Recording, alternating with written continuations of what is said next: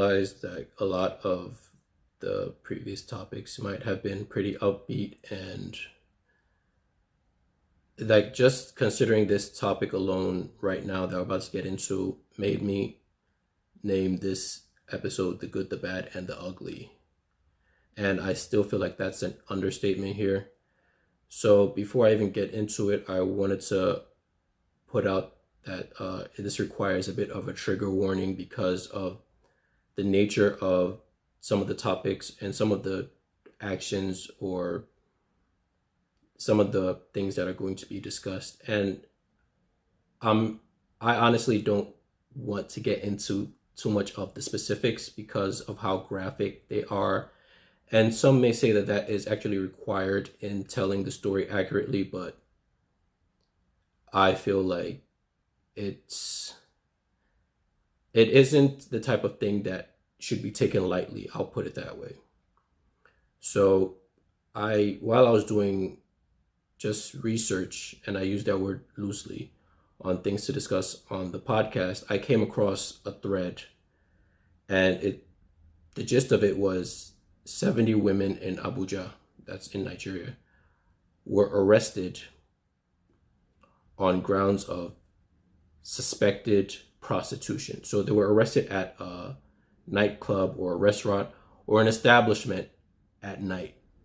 And the whole basis of the arrest is that these were women who were out at night. And as far as what you could consider law enforcement in Nigeria, they claim that these women were engaging in prostitution.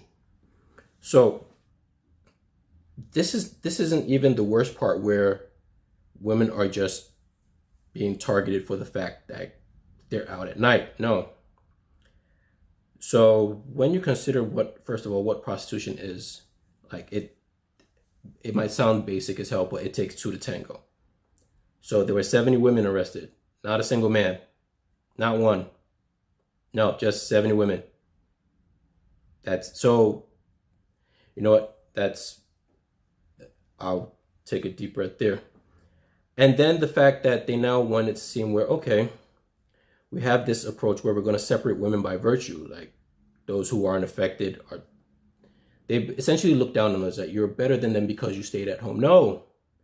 So even if they are, and this is the part where we use the word law enforcement very loosely. Even if they are prostitutes, this is not excusable. Whether it's a woman who is out late, just having a good time, or even if she is a prostitute, there is no reason for the kind of treatment that they have received. And when you see the details of this treatment, it is barbaric. When you consider just how poorly they're being, and it's not just like, oh, terrible living conditions, oh, it's dirty. No, they are being assaulted by the police officers themselves.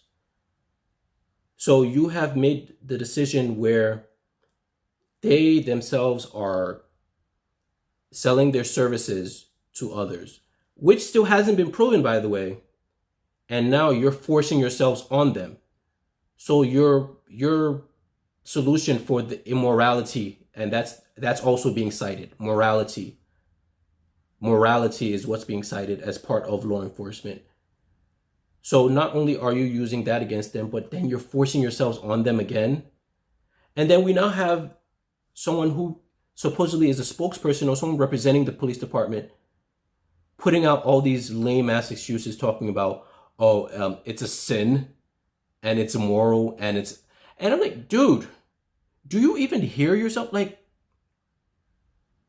there are so many things in Nigeria, and this is not just a Nigeria problem, but we're talking about Nigeria right now. There are so many things in Nigeria that are set up against women who are just living their lives or trying to live their lives. And when you consider all these things, there are so many things that are set up against them just to make life even more difficult than it already is. Like women can't rent apartments on their own, or even drive in cars that they bought by themselves, or go on vacation without everything they've done or everything they do being called into question. The veracity of it. Oh, who paid for that for you? Or who's the person behind the scenes funding it? And yeah, it might seem like a joke to you at the time, but it is really disrespectful. And I'm sure the people in this situation wish their only plight was disrespect, not their bodies being violated. And that is exactly what is occurring here under the guise of law enforcement, under the guise of morality, under the guise of religion. And let me point this out to you as well. For a country that is so religious, you there is not a situation where they don't come up morally bankrupt. Okay, for all the preaching they do, for all the sermonizing, they always seem to come up on the wrong side of rights. So think about this for a situation. Think about this. The people who are charged with protecting citizens are the ones committing these heinous acts. And if there's anything, like, can you even think of things worse than that? And this is something that a lot of people have spoken up about recently, where these establishments where these people were congregating, even if for selfish reasons, they should be against this, where these are people who are, patronizing you, and suddenly there are raids there where they're taking all the women away, and you have no statement, no way to fight back against this. And there's this movement that's being started, and it's brilliant, honestly. And I'm sad that it's taken something so chaotic and something so violent for it to come to this. But they're going to start boycotting these restaurants, these clubs, these establishments where people normally go to. And whether you like it or not, women drive the economy, whether it's from the top or from the bottom, from your high class clubs to even the marketplace. And if you decide that you are not going to protect your patrons, then you're not going to have any patrons. And let's see how popping your lifestyle or your nightlife is when you only have 600 dudes popping bottles by themselves with nobody to impress but each other. And your club essentially empties out because you decided that you're not even going to stand up for what is essentially your own best interest. And I'm sad that it's come about to capitalism to come and save the day. But when you consider that the people who are supposed to be protecting them are the ones actually causing the greatest harm, I honestly don't know what to say anymore.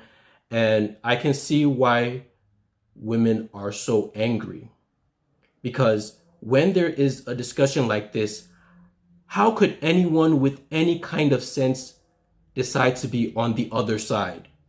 There should be no other side. Just think about, and then, so, like, just being an outsider on, like, looking in, not being in Nigeria at the moment, and being a man, and a man who identifies as a feminist, or at least a feminist ally. Some people are trying to use that word as a pejorative, and it is the most asinine thing possible. Like, you see people talking about this, and your comment is, "Oh, so you're a feminist?" And that's what you say to these women. Like, after everything that has come out, after everything that has been noted, everything that has been said, and this is how you choose to respond, you are better off keeping quiet, because honestly, you are being a waste of space. And I can only hope that somehow, some way, these women are released. And because women in Nigeria, women in Africa, women around the world are not being protected. And hopefully I'll be able to come up with an episode where we're going to discuss this matter in depth, not just about this arrest. And I'm not even sure we could call it an arrest, because at this point it's kidnapping is what it is, because of what they're doing to them and what kind of abuse of power this is. But essentially, I would like to talk to some people about just what women are going through. And because sadly enough, it might be because I'm a man talking about it that some people are going to listen. But I would prefer if there is a woman as well, or maybe even a couple of women who are willing to discuss some things that I might even be missing. And I'm not even going to pretend like I have some sort of expertise in this area, but it's something that I am partial to because I understand what my privilege is in all of this, and this is something that there's no way you can make it seem right, no matter how you try to spin it. And I just hope for the sake of our women that something can be done about this. All right, we'll take a short break and then we'll be right back.